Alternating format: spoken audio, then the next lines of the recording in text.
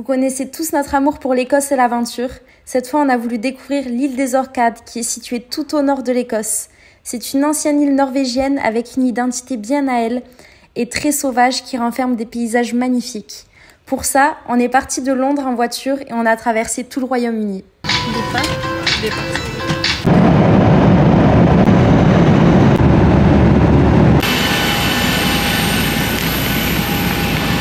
Ça y est, comme vous pouvez le voir, on est arrivé à Londres, il pleut. Londres Stansted, on va récupérer la voiture, la limousine tout de suite. Direction York. Coucou! Ils se sont trompés de côté, ils nous ont mis le volant à droite. Voilà, on a récupéré la voiture et on va dormir à York ce soir. On est à 3 heures de York. Et demain on ira à Édimbourg où on passera 2 nuits. Bienvenue à York.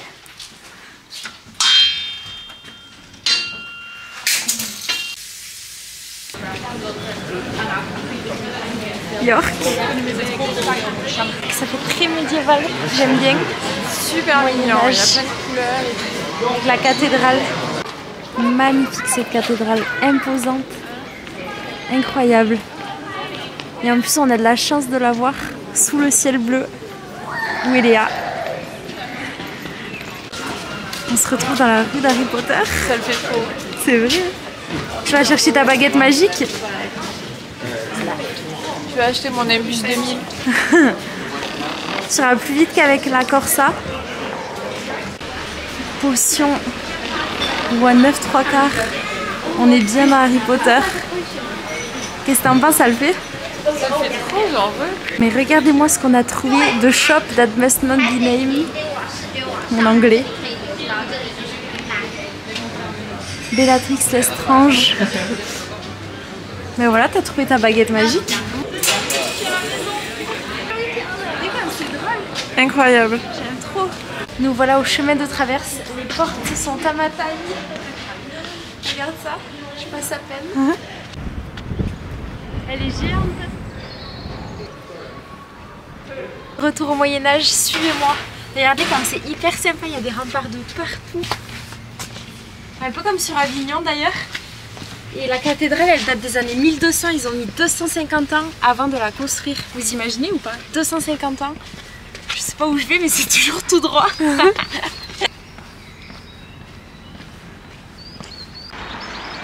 On m'a fait voler le drone et je le vois même plus. Après avoir fait un footing et passé la matinée sur York, on repart direction le château de Benbourg. Et ensuite, on partira sur Édimbourg où on passera de nuit. Après 2h30 de route, on est arrivé au château de Benbourg. C'est le château qui est dans The Last Kingdom. Château de Uhtred. Le château d'Uhtred. Et on a mangé, n'hésitez pas à manger après à manger. Bon là, il n'y a plus rien. Ça donne pas très envie. C'était une bonne salade houmous. Houmous et falafel, ouais, c'était super bon et c'était assez équilibré. Là, vous avez la plage où une partie de The Last Kingdom a été filmée. Direction le château. Est-ce que tu vois Uhtred là-bas, là, en train de courir? Ah oui, oui, je le vois, ouais. Il est en train de se battre. On rentre dans le château. On franchit les portes. Open the gates. Regardez-moi cette terrasse, cet hôtel 5 étoiles. Vous avez cette vue incroyable. C'est un château qui a été restauré plusieurs fois et qui a connu pas mal de guerres. Mais vraiment magnifique. On a la nouvelle Uhtred.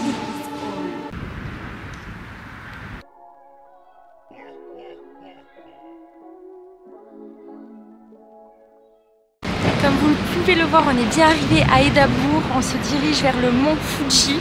Maintenant, on va faire Arthur Seat. Petite randonnée sur les hauteurs d'Édimbourg. Et c'est ça qu'on aime ici, c'est que d'un coup, on se croirait en pleine nature alors qu'on est encore en pleine ville. Pour l'instant, on a un beau ciel bleu. Il y a un petit peu de vent, mais il fait super beau. Avec du vent, là. Je sais pas si on va pouvoir faire voler le drone aujourd'hui. On va voir.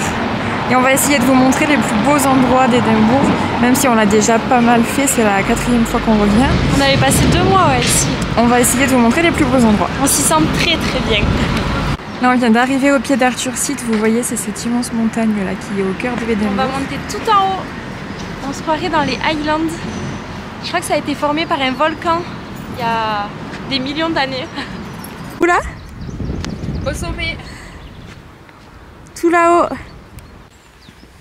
Ça monte tout le long, 250 mètres de dénivelé. Ça va? Ouais, pour l'instant oui. On est bien là, on se croirait pas en ville. C'est incroyable. On y est presque. Si j'y arrive.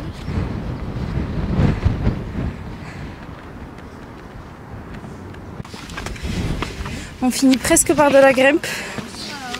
Et là on est arrivé au sommet. On va s'envoler.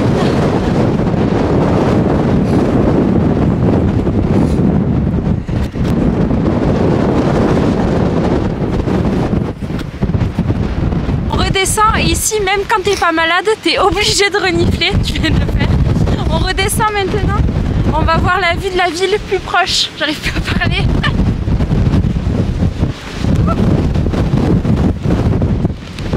Regardez comme c'est beau.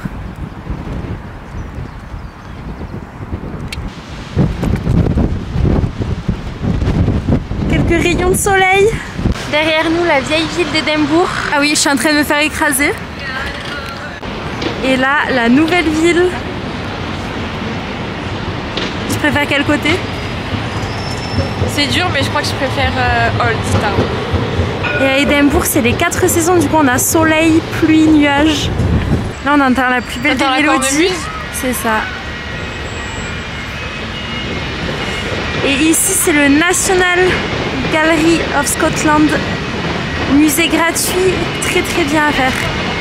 Le château d'Édimbourg qui domine la ville. On a fait les souterrains, t'en as pensé quoi? On a fait Mary King's Close, c'est les souterrains, ils vous emmènent du coup sous terre. Bon, c'était un peu cher pour ce que c'était, c'est un peu attrape-touriste. Ça vaut pas trop le coup, mais bon. On vient d'arriver sur Victoria Street, c'est la rue colorée, elle est très jolie. Il y a plein de petits cafés, il y a des magasins d'Harry Potter. On est dans le bel appartement d'Édimbourg, on s'est réveillé à 6 h du matin parce qu'on se prépare pour l'ascension du Ben Arthur. Plus de 800 mètres de dénivelé, on sait pas, on pense que c'est gelé sur les sommets, on va voir ça. Donc on part d'Édimbourg, on a 1h50 de route et ensuite on a environ 4h30, peut-être 5 h de balade. Le temps pour le moment est un petit peu pluvieux sur Édimbourg, on verra ce que ça donne là-bas. Au revoir Édimbourg, même sous la grisaille tu restes magnifique. C'est le Royal Mile, c'est la vieille ville. En haut, Ah oui. En haut vous avez le château et tout en bas vous avez Holyrood Palace, c'est là où il y avait Mary Stuart. La vieille ville.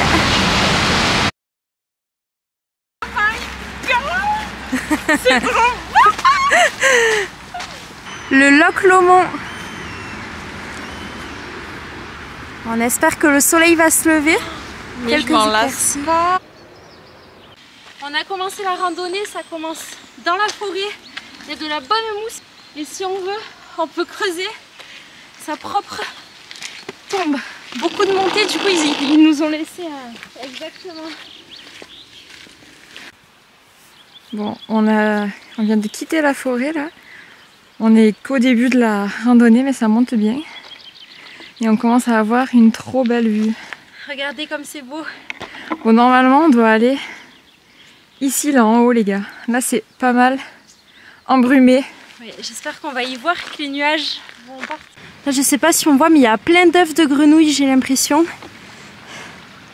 On continue notre ascension dans les Highlands. C'est vraiment magnifique, hein. Regardez, on a bien avancé. On va là. Là. Ça se dégage. Et ça commence un petit peu à se dégager.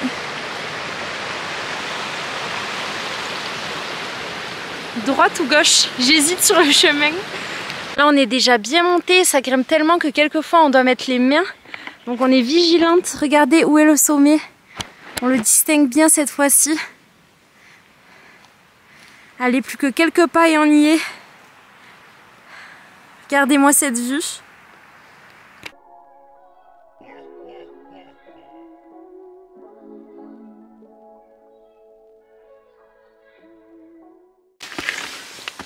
Regardez comme ça monte.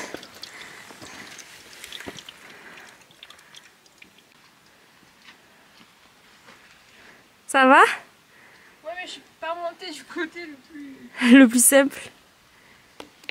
On est presque arrivé au sommet, on est entre les deux crêtes et on vient d'ici, le brouillard s'invite, on voit quasiment plus rien, il a fallu grimper et on rejoint le rocher qu'on ne voit même plus, le Kobler. Heureusement de l'autre côté du versant il y a encore de la visibilité. Bon alors on est arrivé au sommet, mais on n'y voit rien, il y a trop de brouillard. Comme vous pouvez le voir. On dirait qu'il y a que cette petite... qu'il n'y a que le haut de la montagne où on est et après c'est le néant quoi. Donc on va redescendre. On va faire attention parce qu'on voit pas grand chose. Où se dirige-t-on? Ça c'est l'Écosse de 10 secondes après, il n'y a plus de brouillard. Il y en a encore un peu mais c'est magnifique. Non, je rigole.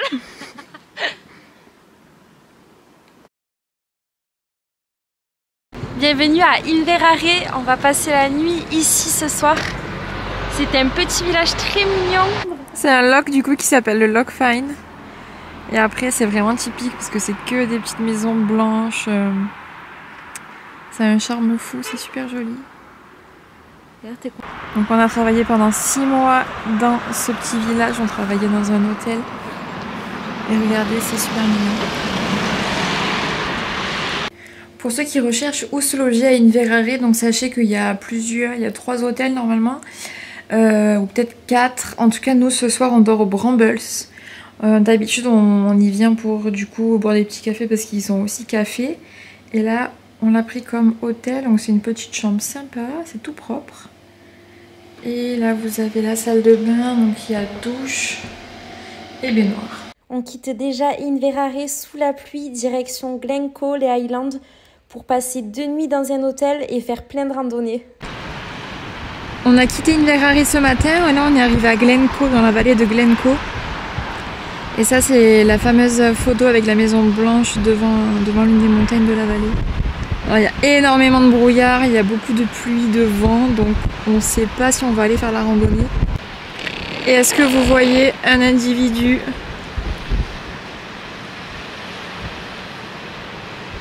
en train de photographier encore et toujours?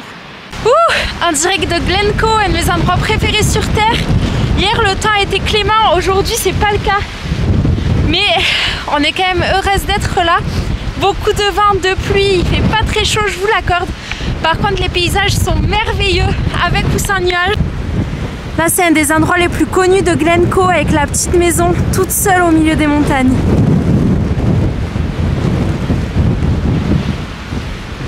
Très sauvage. Léa est restée dans la voiture, elle a trop froid. Léa est sortie de la voiture pour faire pipi. La route est magnifique. Allez, c'est parti pour une petite marche, une petite randonnée en bas de la vallée. On va voir et si on a trop froid, on reviendra. On est aux Three Sisters. Three Sisters.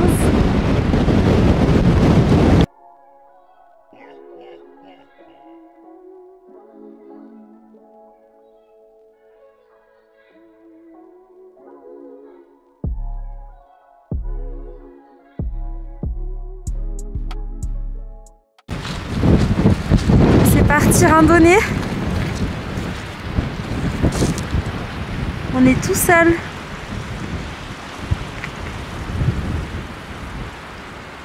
Waouh. Voilà, ça pue un peu parce que le nuage est très très gros. On doit descendre pour rejoindre un petit pont.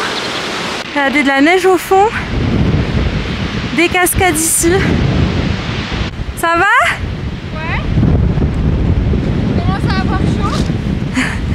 Mieux vaut chaud que froid. Ouais. Bon, finalement, on n'a pas froid en marchant. On a même chaud. Hein. On a même chaud, ouais.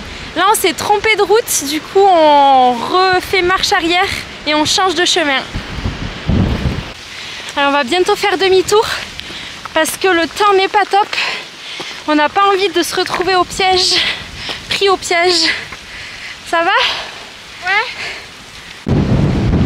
Voilà. C'est magnifique, on y est. On va faire demi-tour ici, le chemin continue. Mais plus haut, il y a de la glace et on sait pas trop où ça va. Puis la vue dans la vallée, c'est vraiment la plus belle. Donc voilà, on se sera bien dépensé. Le vent se lève doucement. Là, on est vigilante. Là, il faut même un peu désescalader. Et la pluie commence à arriver. On a pris un petit hors-piste. Et regardez la vue comme elle est belle. Et là, notre voiture, on est parti de tout là-bas. On voit le parking. Et là, on kiffe. Ça y est, on va rejoindre la voiture. C'est magnifique, on en prend plein les yeux. C'est trop beau.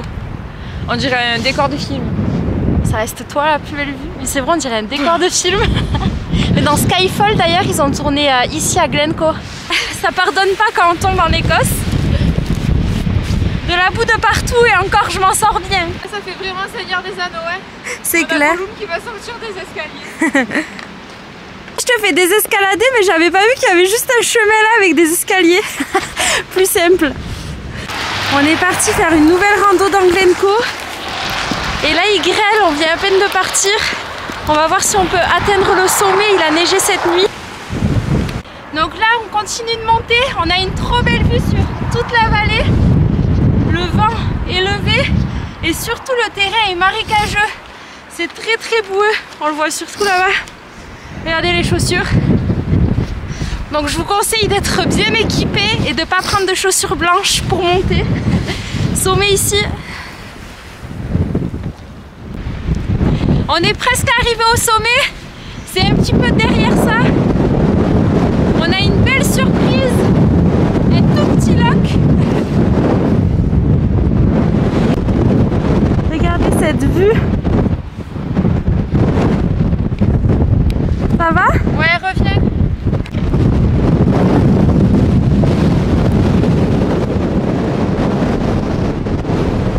On repart, on descend.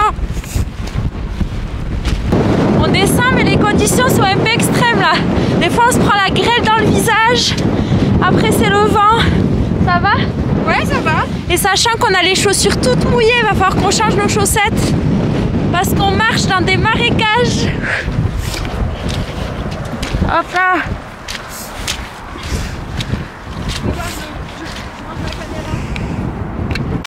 Avant de repartir, on fait sécher un petit peu les chaussures parce qu'elles sont vraiment mouillées.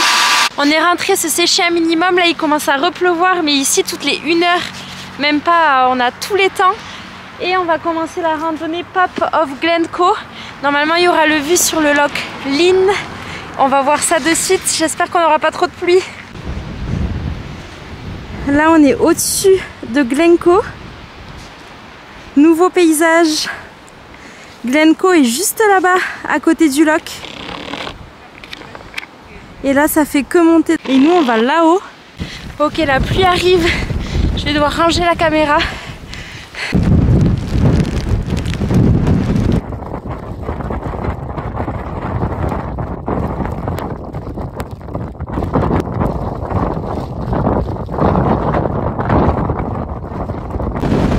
Ok, on est presque au sommet. Le sommet est ici. On y est, Pop of Glencoe. Le vent est incroyable, on s'est repris la grêle. Il va pleuvoir là, on va redescendre. Bisous.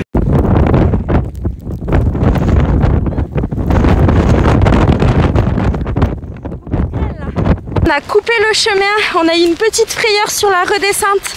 On n'était pas sûr de trouver le chemin, il s'est mis à grêler. On a eu un petit peu peur, mais là on est redescendu. Ça va? Ouais. Je suis un peu énervée là. Après cette remise de nos émotions et avoir passé une autre nuit à Glencoe, on repart le lendemain du coup direction Glenfinnan voir le viaduc d'Harry Potter. Et ensuite on dormira sur Inverness vu que notre ferry a été annulé pour les orcades. On a passé la nuit à Glencoe, on s'est remise de nos émotions. Aujourd'hui on devait prendre le ferry pour aller aux orcades, mais il a été annulé.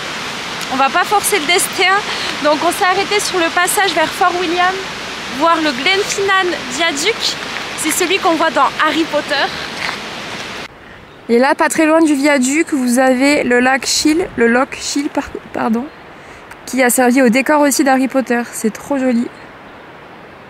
Autre petite randonnée avec une belle vue sur le loch. Là, on imagine Harry Potter dessus.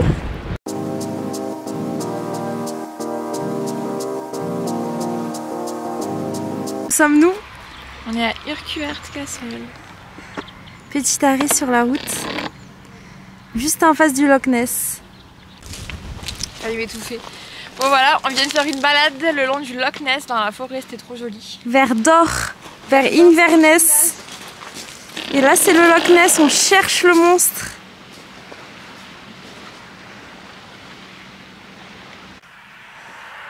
Salut les amis. Du coup hier soir donc notre ferry a été annulé hier. On a dû trouver un Airbnb en 2-2 pour les 2 nuits du coup qu'on pourra pas passer sur les Orcades, l'île où on devait aller. On a trouvé un petit Airbnb super sympa entre Inverness et Aviemore, mais quand même plus près de Inverness. 10 minutes d'Inverness, exactement. Qui est considérée comme la plus grande ville et la capitale des Highlands. Et là, du coup, on se prépare pour aller faire une randonnée vers Aviemore, qui est dans le parc national des Cairngorms. C'est super beau, c'est plein de montagnes aussi et tout, c'est super sympa. La rando dure quoi, 3h30? Un peu plus, ouais. 3h30, voilà. On va dire. Normalement, on va pas se perdre et il n'y aura pas de grêle. On a commencé la randonnée, toutes les 5 minutes, le temps change. Donc s'il pleut quand vous commencez la randonnée, ne vous inquiétez pas, il peut faire soleil 5 minutes après.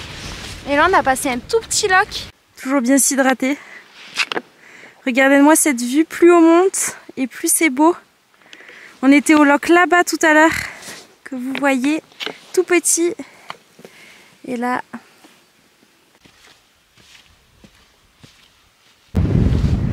on commence à être entouré par la neige. Allez, on y est presque. Ça y est, la neige, et on échappe de peu à la pluie, j'ai l'impression. On ne voit à nouveau plus grand chose. Wouhou, on est arrivé au sommet. Félicitations.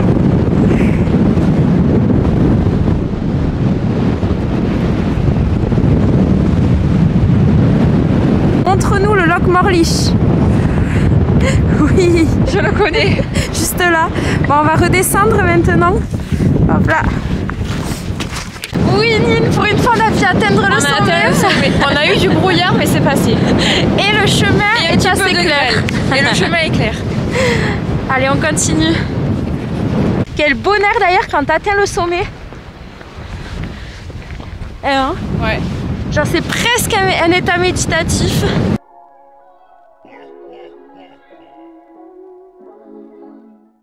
Hier après-midi on s'est fait un bon afternoon tea. Là il est 4 h du matin, départ assez tôt puisqu'on va prendre le ferry pour les îles des Orcades tout au nord de l'Écosse.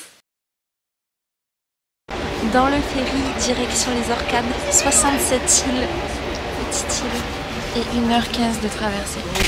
En ferry. Il y a assez de vent sur le ferry, ça décoiffe. On quitte l'Écosse continentale. Les Orcades, la deuxième île la plus septentrionale de l'Écosse, compte 67 îles dont 16 seulement sont habitées par 20 000 habitants. Les Orcades sont habitées depuis 8500 avant Jésus-Christ, autant vous dire qu'il y a énormément d'histoire sur cette île. Il y a même des sites néolithiques les plus anciens et les mieux préservés d'Europe. On est bien arrivé aux Orcades les amis, c'est magnifique, vous allez voir les images drone. L'eau est bleu-bleu, bon quand il n'y a pas trop de soleil ça ne se voit pas trop. Et on va aller un petit peu visiter.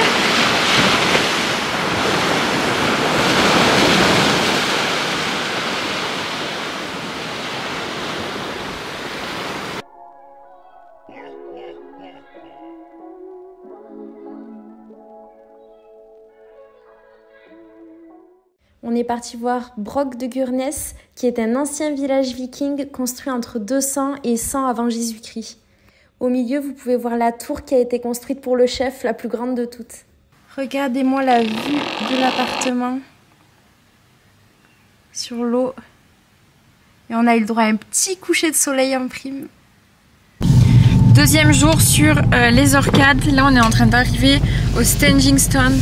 C'est des pierres comme ça, regardez, c'est comme des... c'est pas des menhirs, mais C'est des super grandes pierres, je vais que vous puissiez voir, qui tiennent toutes seules. On est venu voir les standing stones, c'est des pierres du coup comme ça là. Le cercle de Brodgar.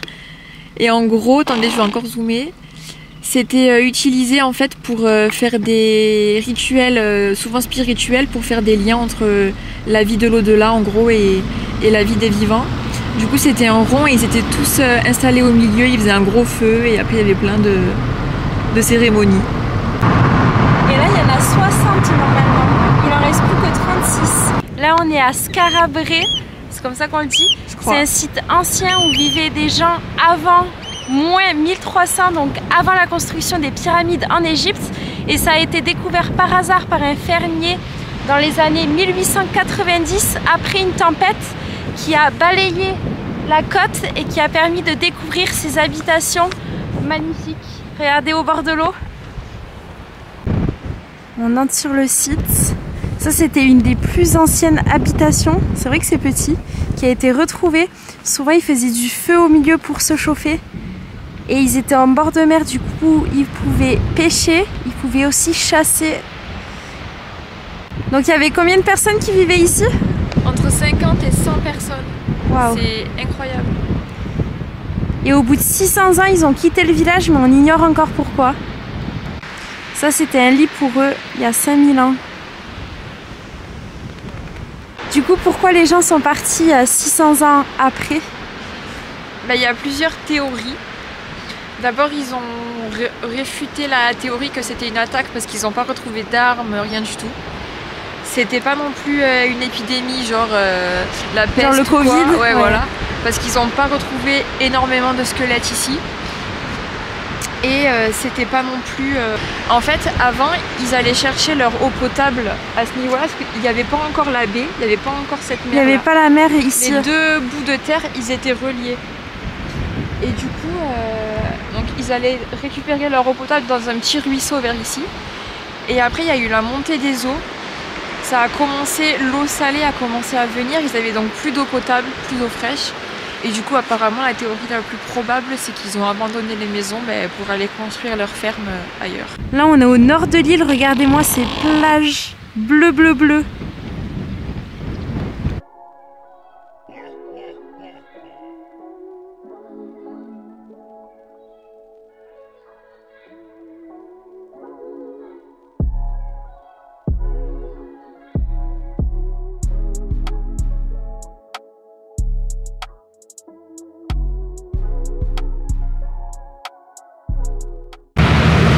Au revoir les orcades, on repart sur le continent. Du coup, une fois arrivé au nord de l'Écosse, on va retourner jusqu'à Aviemore où on va passer la nuit. Et demain, c'est la dernière journée en Écosse, on va faire le château de Glamis, plus au sud de l'Écosse. On vous montrera ça. Il y a encore les orcades derrière moi et si vous vous demandez où est Léa, elle a le mal de mer comme d'habitude. On va aller voir comment elle va. Ça va? T'as pas trop le mal de mer? Est-ce qu'on va pouvoir partir? Ça va, c'est pas trop le bordel? Regardez la bonne surprise qu'on a ouvert les rideaux ce matin. De la neige, on aura eu grêle, neige, la totale. Ça y est, c'est le dernier jour. On a l'avion qui décolle d'Édimbourg à 17 h et on décide de faire un dernier petit arrêt au château de Glamis. Il a été fondé en 1372 et est porteur de beaucoup d'histoires, notamment en lien avec la famille royale. La reine-mère y a été sacrée et y a passé une bonne partie de sa vie. Elle y a donné naissance à sa fille Margaret, la sœur d'Élisabeth II. La visite vaut vraiment le coup car on apprend plein de choses et les décors sont magnifiques. On est au château de Glamis et comme on est arrivé un petit peu en avance, on mange dans le restaurant. Et il n'y a personne en hiver. Là, on a un dilemme. Vu qu'on a mangé, on a raté le tour. Mais c'était trop bon. Regardez le beau château. Et il y a les jardins à faire, mais ça dure 45 minutes. On va quand même faire le tour, mais dans une demi-heure là. Mais du coup, on n'a pas le temps de faire les jardins. On va essayer de faire vite. En tout cas, le château est magnifique. Franchement, si vous y allez, prenez leur brownie raspberry. Une tuerie. On dirait des vignes. Tu nous présentes le jardin italien?